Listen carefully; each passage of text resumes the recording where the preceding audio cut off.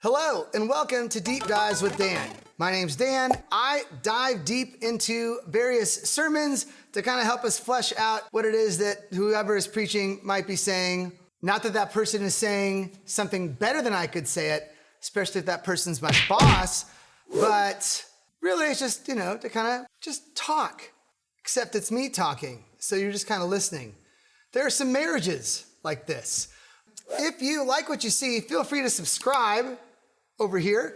Maybe you want to wait till we're done. We'll remind you again, but it's going to be over here. We'd love to have you see these every time they come out, which is about every 2 weeks.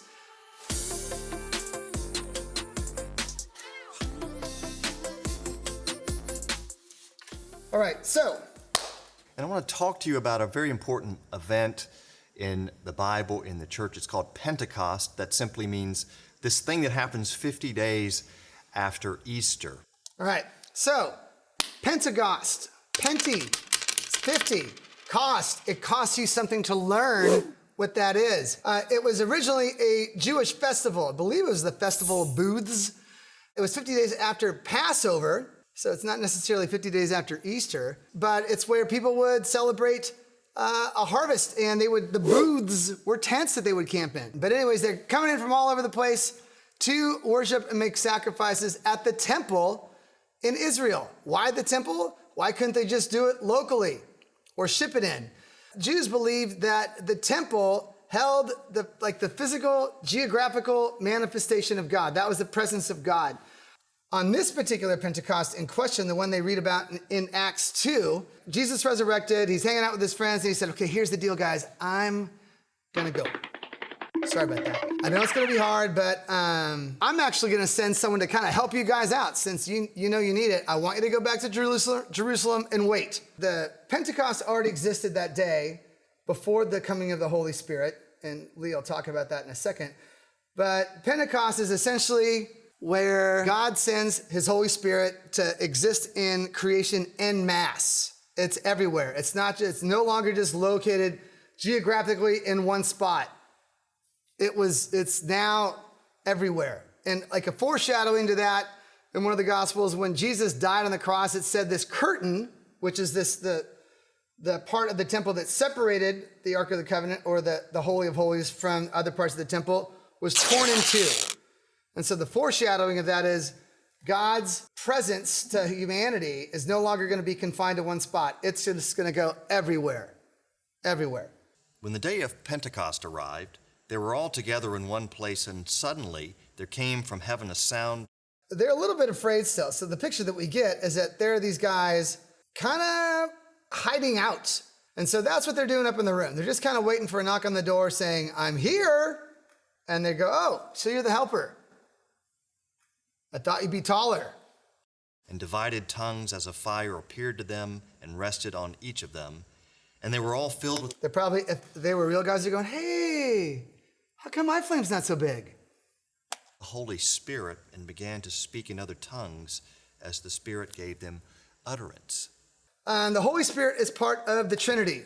When you see a Colombian soccer player about to go on the field, or maybe a guy from the Dominican Republic who's a relief pitcher and he's about to, go onto the mound, they always go like that. So it's like they're making the sign of the cross. Father, Son, and Holy Spirit. It's the Trinity. I can talk to you about God the Father from a way that might be accessible to people. Yeah, I can talk about the Son of that part of the Trinity. Jesus, I can talk about him pretty easily. But when people start talking about the Holy Spirit, it sounds like voodoo to a lot of people, because when most people talk about it, they talk about it from their own experience. Like it's an experiential part of understanding God. The only way I can try and describe it is, if you're young enough, you don't know what a card catalog is. So I don't even know what it's like to go someplace without Google Maps on your phone.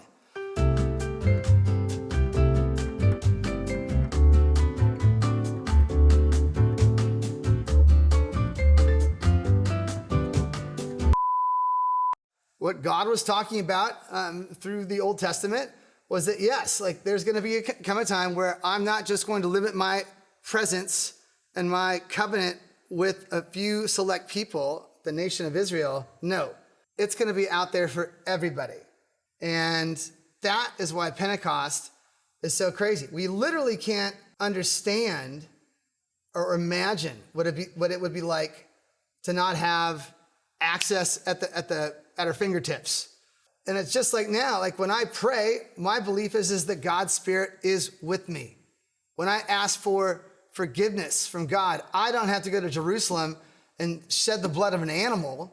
God's Spirit is everywhere. It's like a Mojo Nixon song where it says, Elvis is everywhere. Do you know that one? Yeah, Elvis is everywhere, man. Well, God's everywhere. These guys that were hiding out in their Airbnb, it said they started making utterances. The Bible talks to us about how the Holy Spirit equips the believers in Jesus with certain gifts to help nurture his body or the church. So the group of people that follow Jesus. And among those gifts is this thing called the gift of tongues. And apparently in this story, people just started talking. And it says they were praising God, but they were doing it in languages that they shouldn't know. And so these guys kind of come stumbling out of their house, literally on fire.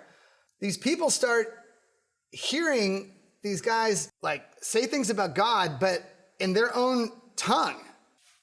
That's weird.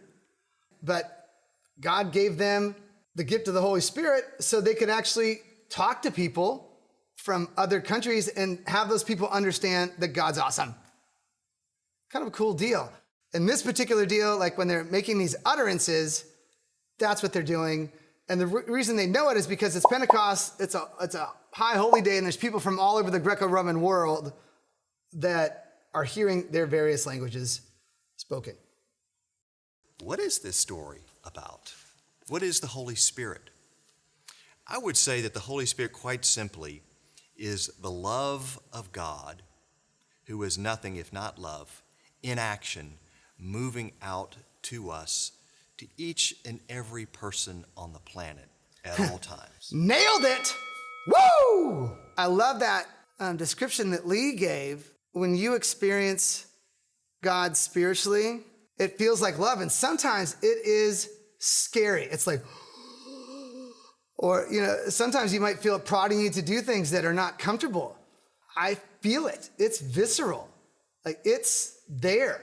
And everyone kind of, has their own way of experiencing it.